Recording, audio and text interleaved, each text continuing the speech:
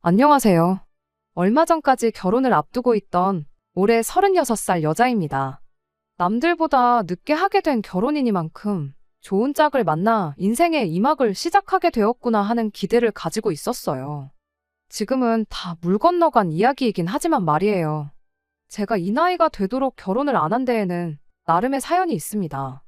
바로 돈 때문이었어요.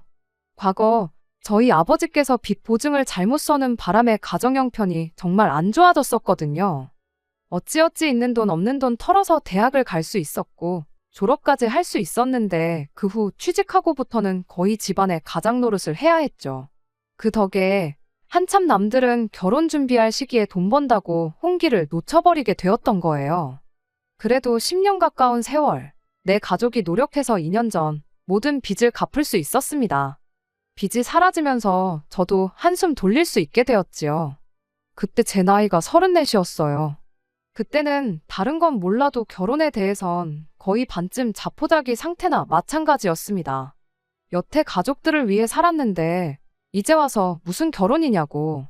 결혼은 내 인생에 없는 거나 마찬가지다 하고 살고 있었죠.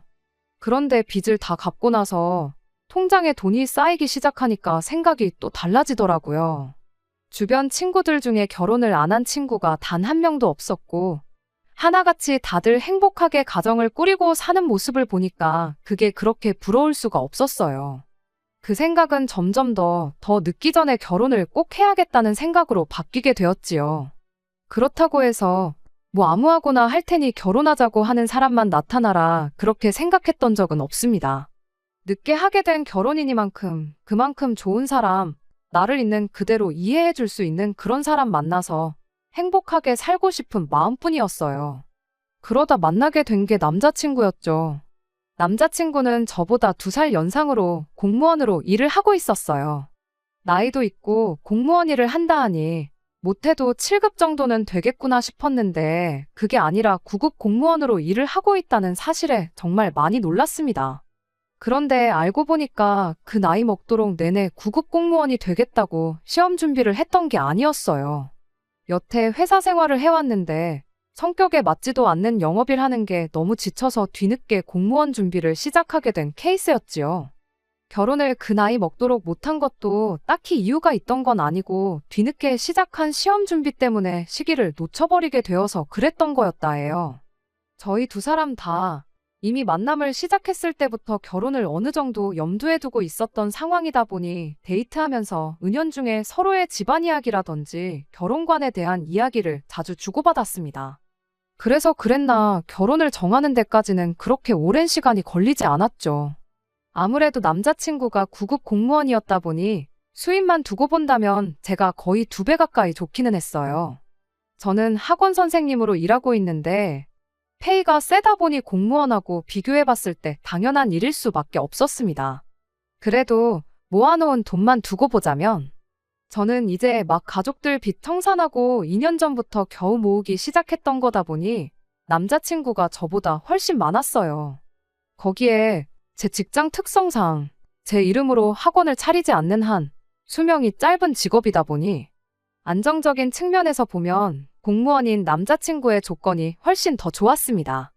그렇다 보니 암만 제가 남자친구보다 벌이가 2배 가까이 좋다고 한들 누가 더 잘났고 못났고를 판단할 수 있는 게 아니라 생각했어요. 아무튼 그때 직업과 벌이에 대한 이야기를 나누다가 그때 남자친구의 가족관계나 가정사에 대해서도 어느 정도 알게 되었어요. 회사 일이 그렇게 맞지 않았으면 진작에 다른 직장을 구해보던가 좀 더 일찍 시험 준비를 하지 그랬냐 하고 물었더니 알고 보니 남자친구도 가정 형편에 얽힌 스토리가 있었더라고요. 아버지가 일찍 돌아가시고 어렸을 때부터 홀어머니 손에서 자랐다 보니 당장 어려운 형편에 빨리 시작할 수 있는 일이 영업일이었다고 합니다. 그리고 자기가 가장 노릇을 했어야 했다 보니 적성에 안 맞는 걸 알았다고 한들 당장 다른 직장을 구할 여건이 되지 않았었다네요. 경력이 쌓이면 이직이 될까 싶었는데 아무래도 배운 일이 영업일밖에 없었다 보니 이직을 한다고 해도 똑같은 영업일 자리밖에 구할 수밖에 없었다고 해요. 그렇다고 나이 먹고 신입으로 지원을 하자니 뽑아주는 곳도 없고 그래서 그때 작심하고 시작한 게 공무원 준비였다는 거죠. 저도 비슷하게 집안의 기둥 노릇을 했어야 했다 보니 그게 얼마나 큰 결심인지는 말만 들어도 알 수 있었습니다. 다만 당장 공무원 준비를 한다고 하면 수입이 사라지게 되는 건데 어떻게 용케 공무원 시험을 칠 결심을 했느냐고 물었더니 그때서야 예비 시누이 이야기를 꺼내왔어요. 남자친구 위로 2살 많은 누나가 있어요. 군대를 다녀와야 하는 남자친구와는 달리 바로 졸업하자마자 일을 시작할 수 있었음에도 불구하고 그때 당시 예비 신우가 따로 직장을 구하지 않았답니다. 여자는 시집만 잘 가면 되는 거라면서요. 오히려 남자친구가 벌어온 돈을 가지고 시집을 잘 가려면 일단 이뻐야 한다고 그 피 같은 돈으로 화장품 사고 옷 사고 머리하고 꾸미고 다니고 그랬다네요. 다 미래를 위한 투자라고 생각하라는 식이었다더라고요.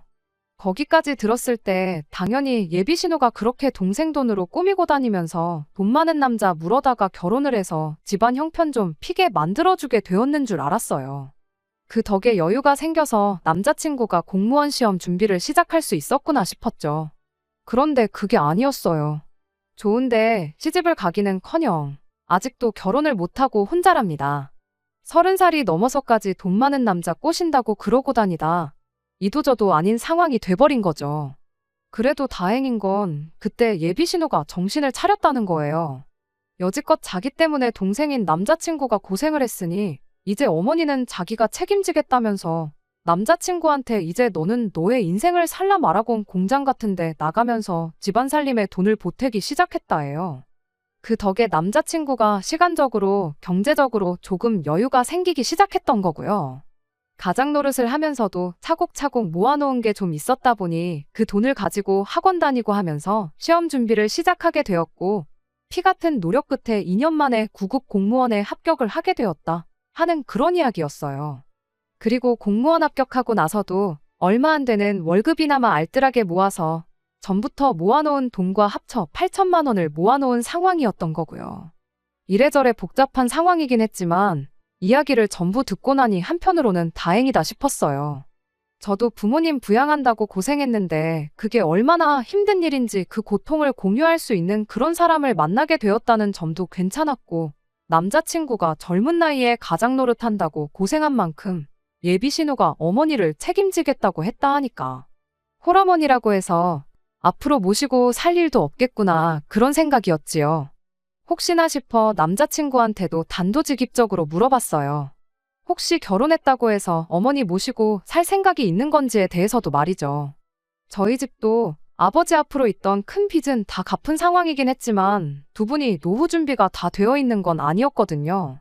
그런데 제 나름대로 여지껏 고생한 게 있는데 두 분 노후가 안 되어 있다고 해서 모시고 살고 그래야겠다 생각해 본 적은 단 한 번도 없다고 그렇게 제 상황도 이야기해줬지요.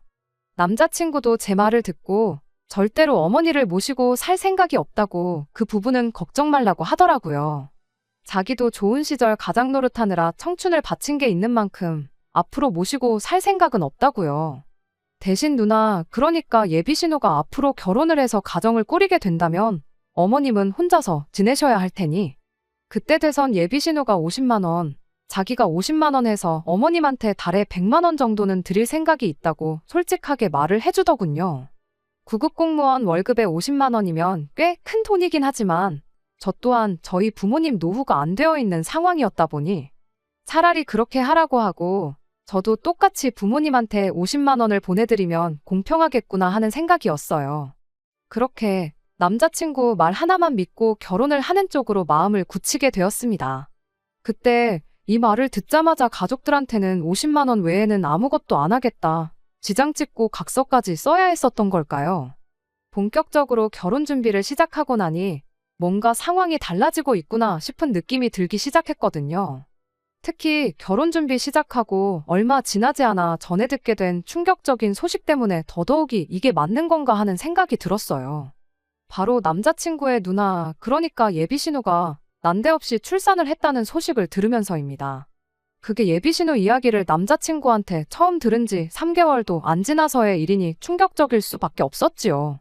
결혼을 아직 안 했다고 들었는데 아무리 만나는 남자가 있었다고 한들 혼전 임신 소식이면 모를까 난데없이 혼전 출산이라니 이건 또 무슨 말인가 싶었어요. 그것만으로도 충분히 충격적이었는데 더 충격적인 사실이 저를 기다리고 있기까지 했죠. 예비 신우가 가진 아이의 아빠가 이제 나이 30 먹은 사회초년생 남자였다는 사실부터 놀라웠어요. 공장에서 신입으로 들어온 그 남자한테 일을 가르쳐주다가 어찌저찌 다른 것도 가르쳐주고 하면서 그렇고 그런 사이가 되었다나 본데, 아무튼 아이가 생겼다는 사실을 알고 나서 그 남자랑 결혼을 한 해 만에 말이 많았었다고 합니다. 그런데 남자 쪽 집에서 암만 아이가 생겼다고 한들 양육비를 내주면 내줬지 앞길 창창한 우리 아들을 마음먹은 여자랑 결혼시킬 생각은 추호도 없다고 들고 일어났다는 거예요. 아이 때문에라도 어떻게든 결혼을 하는 쪽으로 설득해보려 했으나 잘 풀리지 않았고 결국 시기를 놓치게 돼서 아이가 태어나게 돼버린 그런 상황이었던 거죠. 참 예비신우 인생도 기구하구나 그렇게 생각하고 말았는데, 그때부터 남자친구가 누나 병원이다 뭐다 하면서 엄청 챙겨주고 그러더라고요. 다른 사람도 아니고 자기 가족, 자기 누나 일이고 상황도 상황이다 보니 충분히 불쌍할 수 있다고는 생각합니다만, 제가 생각하기에 예비신우 혼자서도 충분히 할 수 있는 일까지 챙겨주기 시작하니 제 딴에는 그게 신경이 쓰일 수밖에요. 괜히 애꿎은 예비신우의 아이를 우리가 데려다가 키우자 하는 이야기 나올까봐 조마조마했죠. 왜 그런 이야기 몇 번 들었거든요. 신우 앞길 위해서 신우가 밖에서 낳아온 아이 키워오라는 집 이야기요. 저희야 아직 결혼은 안 했지만 상황이 딱 그렇잖아요? 한참 그런 걱정 때문에 스트레스였는데 이따금씩 카톡으로 자기 조카 사진 보내면서 아이가 너무 천사 같지 않냐 하면서 물어보기 시작해대니 청첩장까지 다 돌린 마당에 걱정이 이만저만이 아니었어요. 남자친구 머릿속에 들어가서 무슨 생각을 하는지 들여다볼 수 없으니 어머니 모시고 살 생각이 있냐 없냐 물어봤을 때처럼 직접 물어보는 수 말고는 달리 방법이 없겠더라고요. 그래서 남자친구 불러다가 대놓고 또 물어봤습니다. 혹시 신우 아이를 대신 키워줄 생각이 있느냐고요. 내가 어디서 이야기를 들어보니까 결혼 안 한 신우가 아이가 생겼다고 애를 며느리한테 대신 키워달라는 집이 있더라. 심한 데는 호적에만이라도 올려달라 하는 집도 있다더라고. 그런 이야기를 들으니까 걱정돼서 노파심에 물어보는 거지. 당신 집이 그런 집이라고 말하는 거 아니니까 너무 기분 나쁘게 듣지 말라고 최대한 좋게 좋게 남자친구 기분 살피면서 그렇게 질문을 했죠. 그런데 남자친구가 껄껄 웃더니 어디서 뭘 보고 왔길래 그런 소리를 하냐면서 그럴 일은 없으니 신경도 쓰지 말라고 그런 소리를 하더라고요. 우리 누나가 그 정도로 생각 없는 사람은 아니라고. 절대 자기한테 애 키워달라 떠넘길 일 없다면서요. 솔직히 집안 형편이 저런데 30살까지 인생 계획이 부잣집 남자 꼬셔서 결혼해가지고 인생 역전 하겠다고 일도 안 하고 놀러만 다닌 거 생각하면 이제 막 사회생활 시작한 30살짜리 직장 동료 꼬셔다가 애까지 만들고 집안 반대에도 어떻게든 결혼을 하겠다고 질질 시간만 끌다가 결국 출산까지 하게 된 거. 그거 두 개만 봐도 충분히 예비신우가 생각이 없는 사람인 것 같은데 그래도 누나라고 다 생각이 있고 계획이 있는 사람이라며 싸고 드는 거 보니 참 가족은 가족이구나 싶더라고요. 그냥 노파심에 물어본 거라고 이야기를 하면서 재차 남자친구한테 확인을 했어요. 결혼하면 어머니 모시고 사는 일도 없을 거고 예비신우 아이 관련해가지고 대신 키워주니 호적에 올리자니 그런 일도 없을 거라고 한 거 맞냐고요. 그렇게 남자친구한테 몇 번의 같은 대답을 듣고 대화를 잘 끝내긴 했는데 이게 말만 저렇게 한 거지 죄다 말장난이었다는 걸 얼마 지나지 않아서 알게 되었습니다. 그리고 그 결과는 당연히 파혼으로 이어지게 되었지요. 말씀드렸다시피 결혼식 날짜도 잡아놓고 청첩장까지 다 돌린 상황이었어요. 본식 빼고 모든 준비가 다 끝난 거나 마찬가지였는데 딱 하나 준비가 끝나지 않은 게 있었으니 그게 바로 신혼집 문제였습니다. 저희가 아무리 열심히 모았다고 한들 제 나이 36에 4천, 남자친구 나이 38에 8천이 전부였어요. 결혼식 비용 같은 거 제외하고 나면 사실 1억도 안 되는 돈이었는데 저희들 나이 생각해보면 터무니없이 적은 돈이었죠. 게다가 제가 학원 개업은 고사하고 이 선생님 일을 몇 살까지 더 하게 될지도 불확실한 상황도 있고 남자친구도 이제 9급 공무원 된 지가 2년 차밖에 안 되었다 보니 월급도 넉넉하다고 할 만한 정도가 아니거든요. 그런데 거기에 또 결혼하고 나면 양가 부모님 용돈으로 50씩 드리기로 했잖아요. 이미 월급이 들어오자마자 마이너스 100만 원 하고 시작하는 건데 다 늦어서 결혼한다고 경제적으로 여유가 있는 상황은 결코 아니었습니다. 그렇다 보니 신혼집을 구하는데 신중할 수밖에 없었어요. 괜히 욕심내서 감당도 못할 집을 사는 것보다야 10평 남짓한 구축 아파트를 하나 사더라도 투자 가치도 있고 실속 있는 그런 집을 찾는 게 최우선이었죠. 그런데 그런 집들은 하나같이 다 매물이 없더라고요. 요즘 1인 가구 수요가 늘어나서 작은 평수 집이 오히려 더 거래가 활발하다는데 아마 그 때문이 아닐까 싶었습니다. 그래서 결혼식까지 한 달 코앞에 다가와 있는 상황인데도 신혼집을 아직 못 구한 상황이 와버린 거예요. 그러다가 경기권이긴 하지만 서울에 인접해 있고 조건도 꽤 괜찮은 아파트를 하나 알게 되었습니다. 사이즈도 작고 지은 지도 좀 된 집이긴 하지만 주변에 대형계 바로제도 있고 해서 그래도 한 5년 정도 버티고 살고 있으면 그때쯤에는 돈이 좀 되지 않겠나 싶은 투자 가치까지 있는 집이었어요. 제가 일하는 학원과는 거리가 멀어서 출퇴근이 꽤나 힘들어지긴 하겠지만 남자친구의 경우에는 거리도 딱히 큰 문제가 없겠더라고요. 그 정도 단점은 충분히 감안할 수 있다 생각했고 여차하면 학원이야 그쪽 지역도 몇 개 있던데 아예 집 근처로 새로 일자리를 구해보는 것도 나쁘지 않다는 생각도 들었어요. 신혼집 구하는 게 워낙에 고역이었다 보니 제 마음속으론 거의 이 집에 신혼살림을 차리는 쪽으로 거의 마음을 정한 상태였습니다.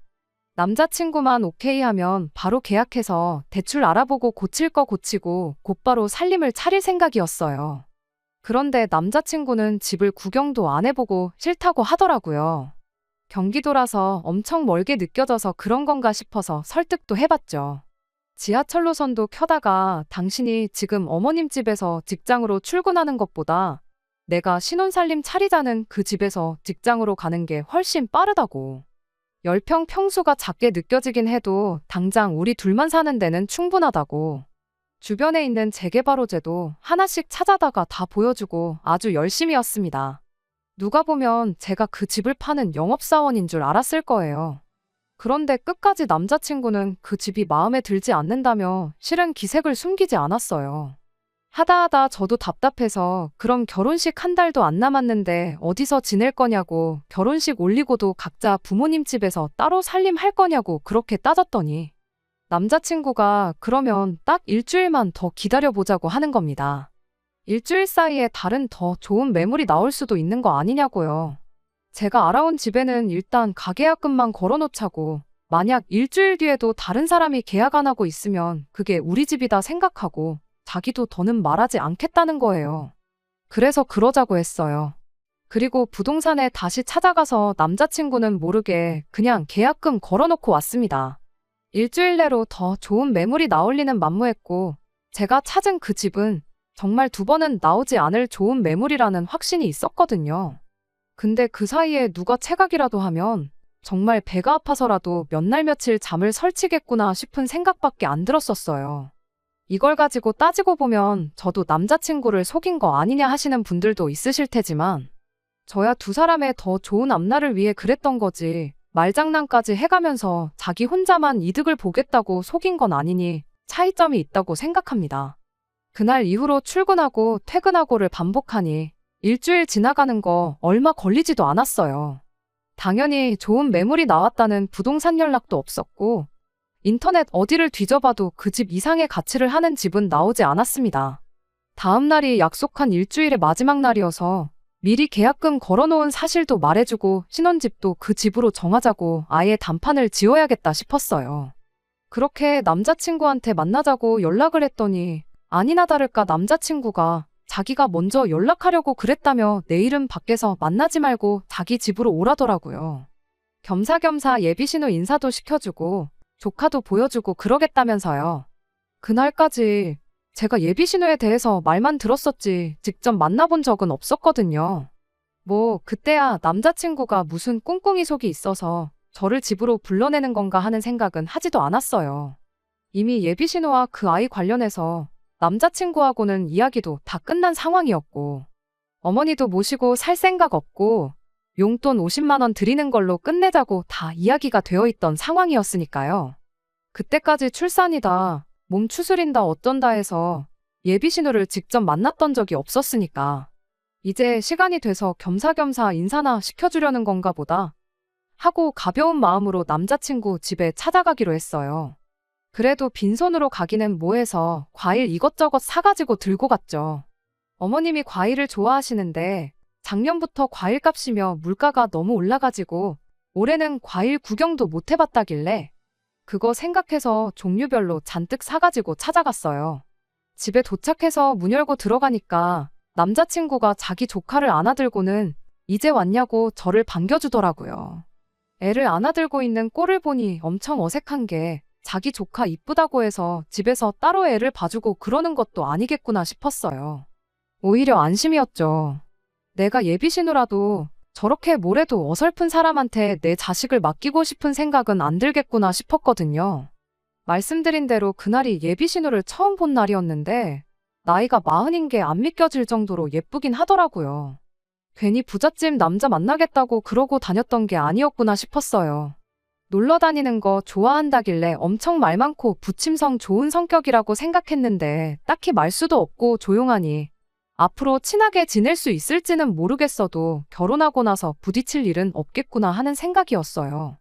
어머님이야 진작에 인사드리고 상견례도 하고 다 했으니 뭐 말할 것도 없었고요.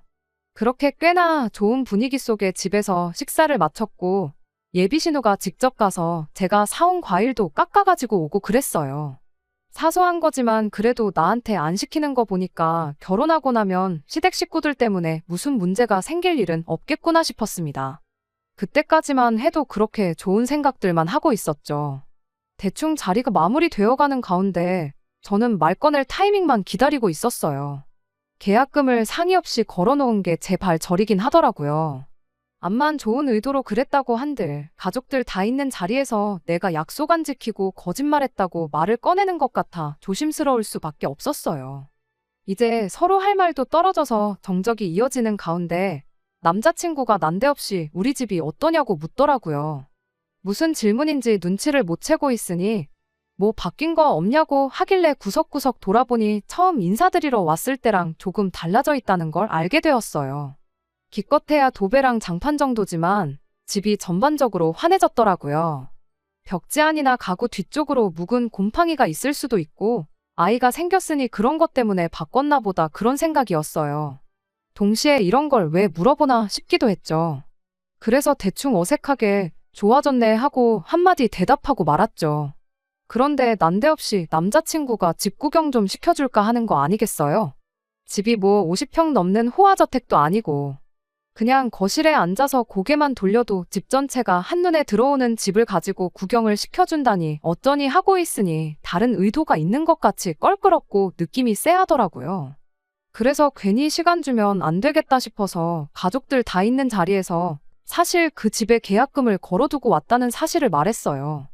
아마 그럴 리는 없겠지만 어머님이나 예비신우가 혹시나 중간에서 내 결정이 틀린 게 없다고 내 편을 들어줄 수도 있지 않겠나 하는 생각도 있었죠.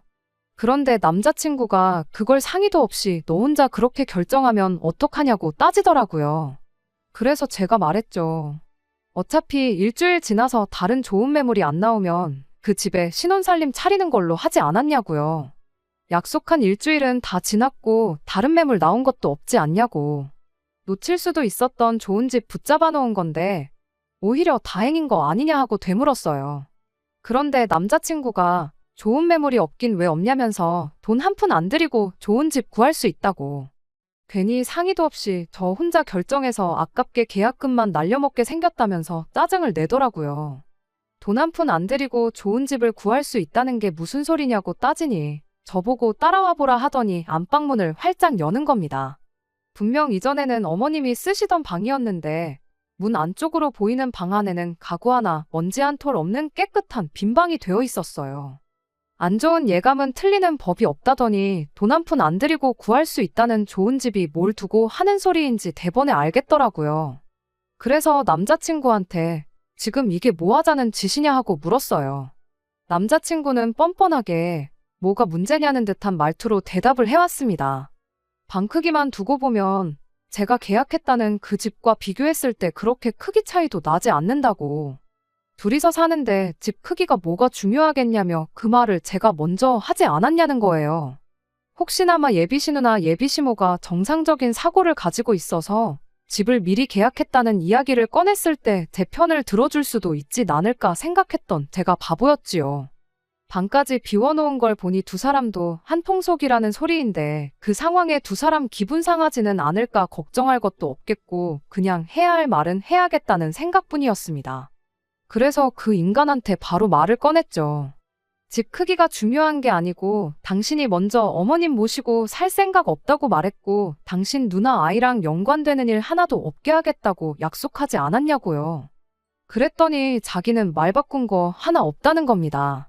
한 집에 살자고 방까지 비워놓았는데 말 바꾼 게 없기는 뭐가 없냐고 바로 따졌는데 남자친구는 이미 만반의 준비를 하고 이날만 기다리고 있었는가 봐요.